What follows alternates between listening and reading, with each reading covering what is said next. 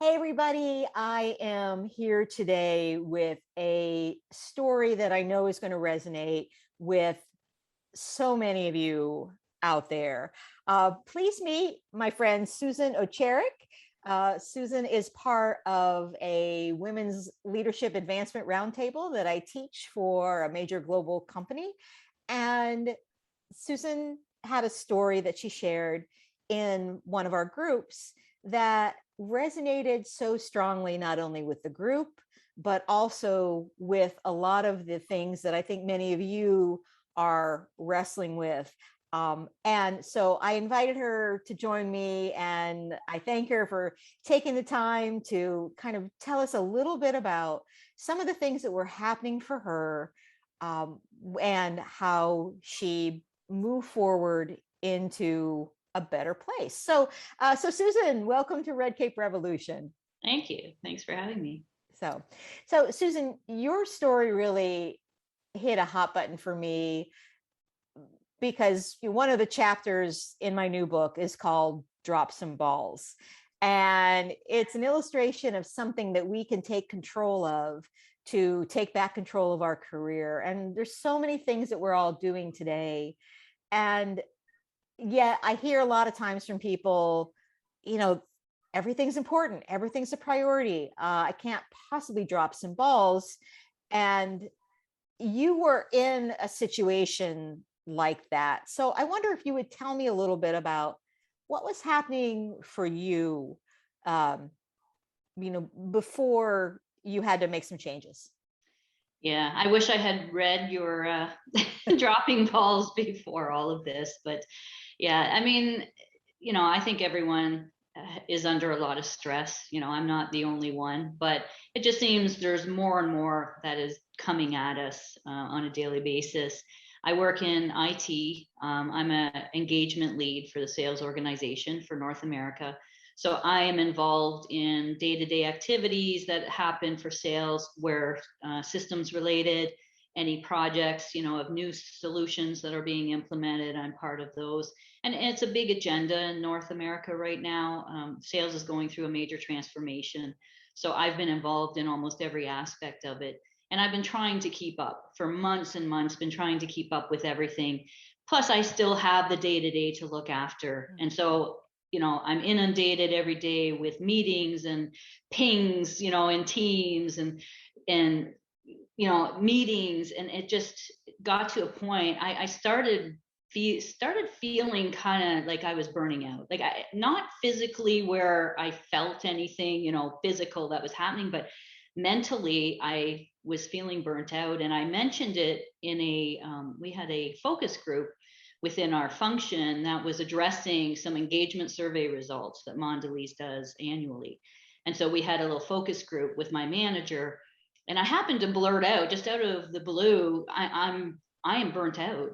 I said, I can't keep this pace up. I don't see a light at the end of this tunnel. It just seems to be getting worse and worse. And I have to give my manager credit. I mean, he's very supportive, right? Not everybody maybe can say that, but I wasn't the only one. So the other colleagues in the call said the same thing. They were working 14, 15-hour days, and they just couldn't keep it up.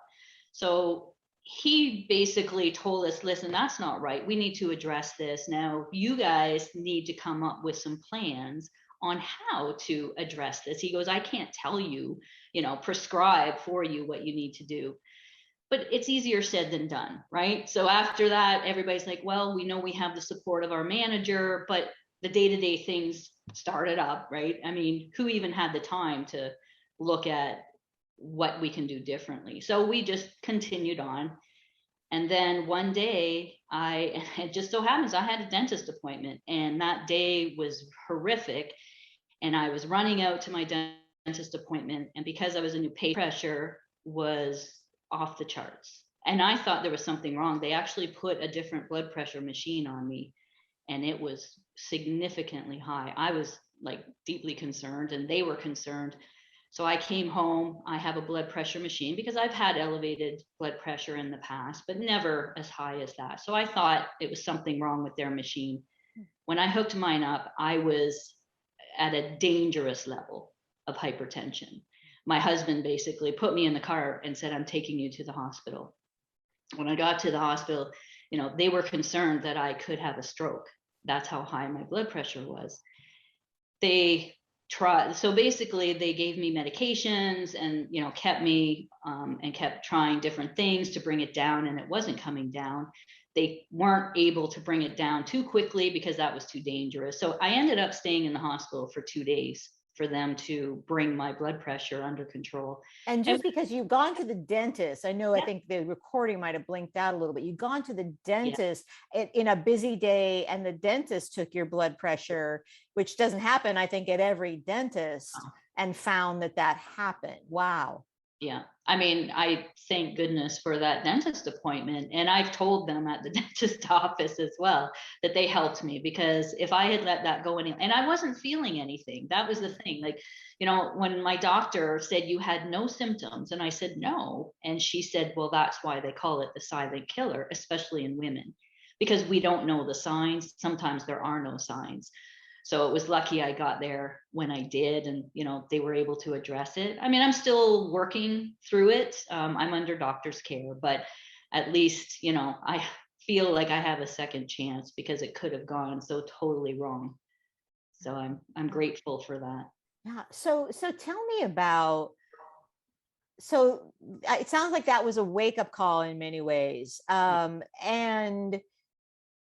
And you had a boss who said, yeah, sure, absolutely, I don't want anybody to be burnt out. So like the ideas were there. I don't want somebody to get sick, I don't want somebody to be so stressed, but there were no easy solutions, as it seemed. It seemed like what I hear you saying is that the invitation by your boss to give him other ideas actually seemed like it added another thing on the to-do list and just felt impossible. Is that accurate?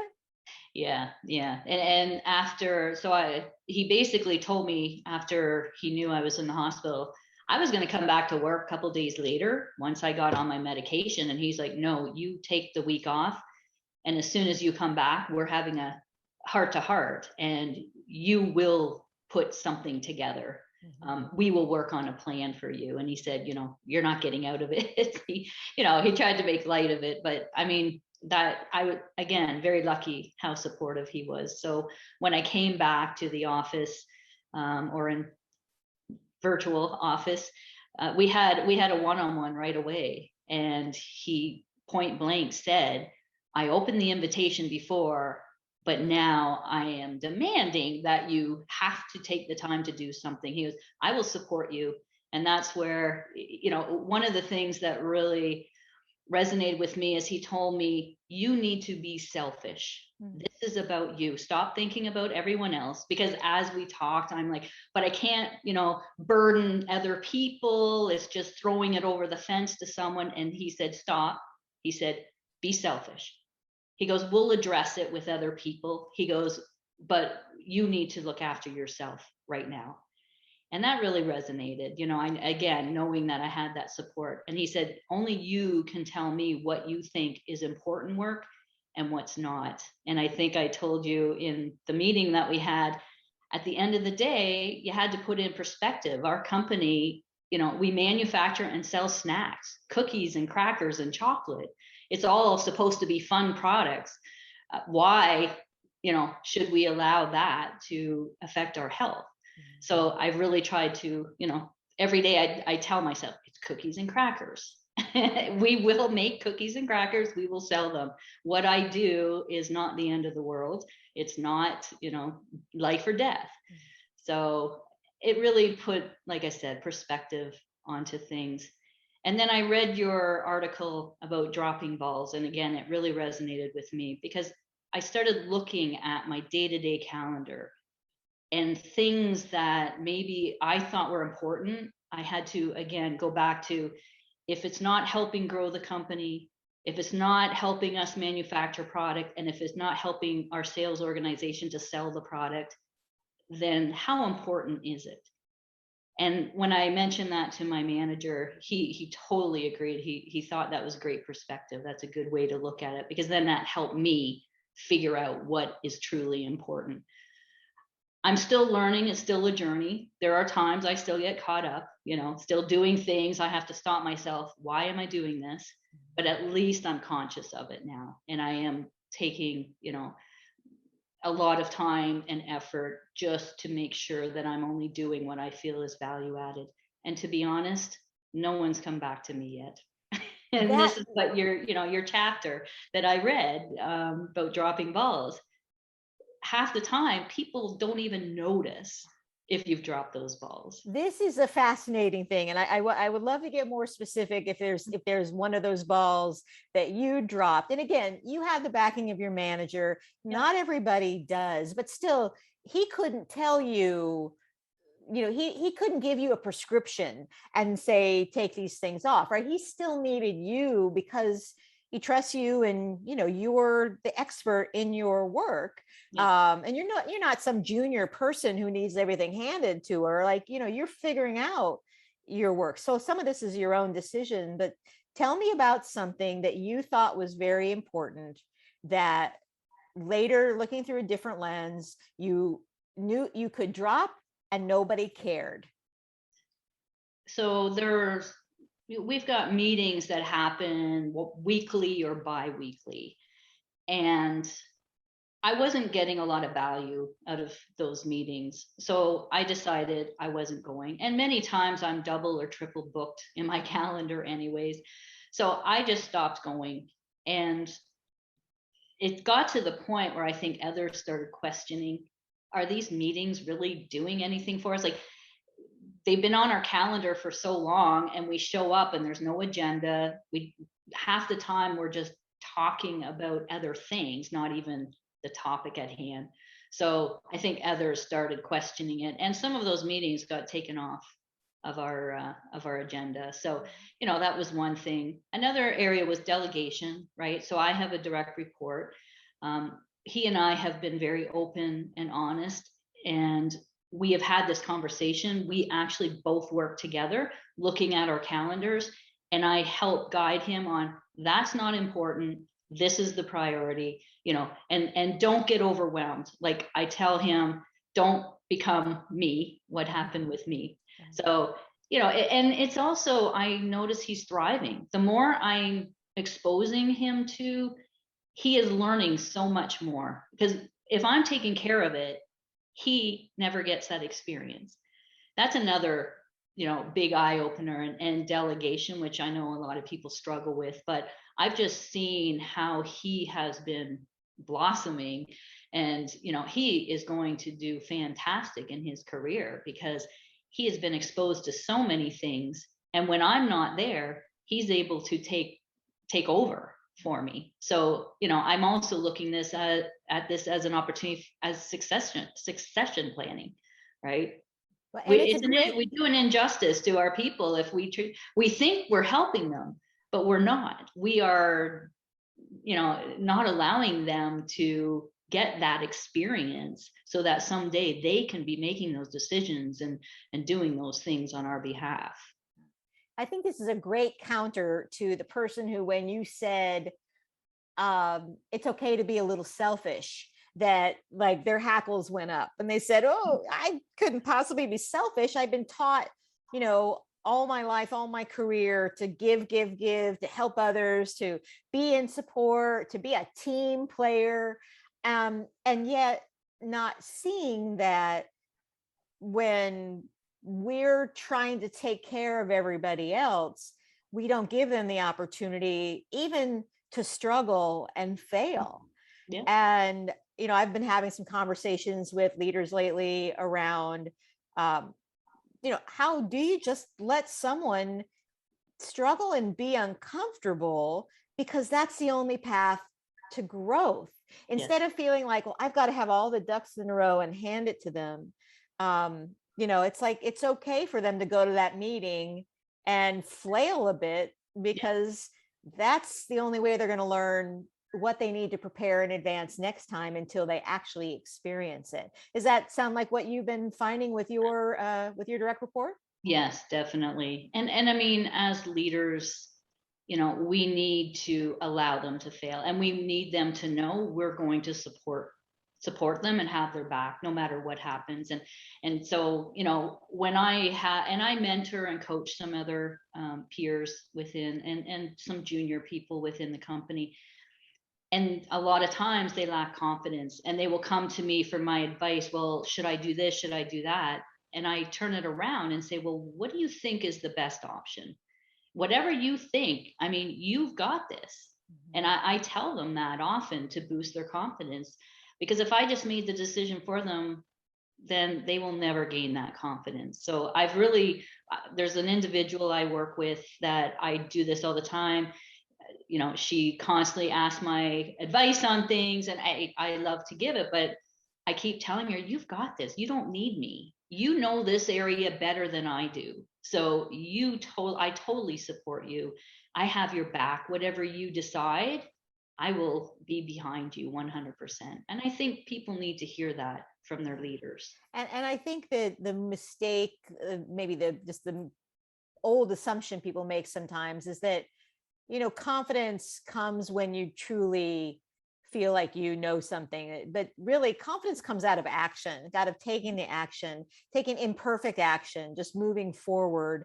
And even when you don't get it right the first time, the fact that you could take the action, because I do think that's so often, especially when we're feeling overwhelmed, when we're feeling like we're burned out, that we get into the place where we freeze. We don't know what to do. And overwhelm is not a matter of really having too much to do.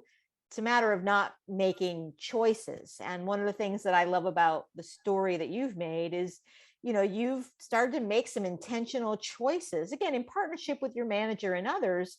But even if that person hadn't been supported, making choices about what's right for you and what's the work where you're at your best and highest use for the company to make cookies and sell cookies, right?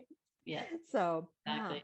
So I'm curious. So for someone out there who's getting a chance to watch or listen to this and sees themselves, in where you were, and says, I'm feeling overwhelmed, even enough to say, maybe I should just quit and, go move to the mountains and be a hermit, but just like people who just want to give up because they think that there's no fix to this.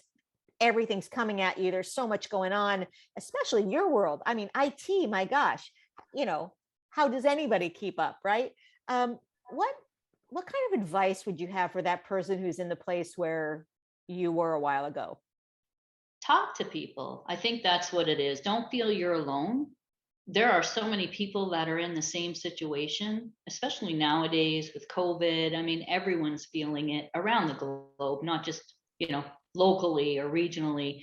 So talk to people, find people who, can mentor you or that you respect and have high regard for, and just talk it through. And I think once you find more and more people are in your situation, you can help each other. And I mean, from this, I think I was telling you, Darcy, that the cohort that we've been having, the women that are in this, we're starting to set up our own sessions as a support network for each other, because my story resonated with them as well. And now they want to, provide guidance, coaching, support for others who might be experiencing this. So I would say, talk about it. Like, don't hold it in, don't keep it back. If you have a good leader, talk to your leader. I mean, you may be surprised how supportive they truly are. I just feel people are afraid to speak up because they think that it will be, a mark against them. It'll show vulnerability. You know what? That doesn't matter. At the end of the day, you're either going to end up in the hospital or show some vulnerability and get some help. That's the best advice I can give. Yeah. And I think that that's so important, that we don't keep things that are not going right for us in our work as, our secret shame, that we think, oh, I'm smart, I should be able to figure this out. This is probably 99% of people who come to me for private coaching, is like, that took them a while because, like, I'm smart, I should be able to figure this out, but they're not having a colleague, a coach, a mentor, or a good boss, somebody to just be able to walk through it with, and to say, here's all the stuff that's on my plate. What could shift and move? Because a lot of times, we can't see the label from inside the jar, right? Every meeting seems valuable. I don't want to miss anything. Every opportunity seems like one we have to take. But the truth is that our companies aren't healthy if they're not sustainable. We're not healthy if we're not making work better for us. Yeah. So great. Well, Susan, I really appreciate you being willing to share your story more publicly. What's ahead for you? How are you going to keep sustaining this? Actually, one of your exercises in your book, to sit down, I haven't done it yet, but to take, was it 4 minutes and write down and try to prioritize? I want to do that exercise. So I'm looking for ways to, things that will help me. Like I said, I'm still on the journey. Some days I still get caught up going back to my old ways, and I have to bring myself back. But yeah, I'm really consciously making an effort now. Every day I make sure first thing in the morning I'm looking at my calendar. I'm, or the day before, planning things out, and just making sure that what I'm doing is not only, it's value added, but it's fulfilling. If you're doing something that you're not fulfilled doing, and you hate it, and I think again in your chapter you talk about this, like, is it even worth doing, or find a different way of doing it? I kind of like what some of your words said. If you don't like doing, presentations and decks, why not just record? You could still get the same message. Like, I never thought of that, but that's an awesome idea. So yeah, I'm just looking for ways to help me on my journey, and that's what I'm going to keep doing. And it's all a journey. We're all experimenting. We're all making it up. No matter how polished or how professional the person is, we're all making it up. So I'm so glad that life intervened, that the dentist took your blood pressure, that you were able to share your story with us and kind of throw another rock in the ripples, where somebody out there who needs you and needs to hear that story is going to take a step today and say, you know what, I don't need to be overwhelmed. I have choices. I can take control. I can drop some balls. And Susan, I really appreciate you being here today with me on the Red Cape Revolution blog. Thank you, Darcy.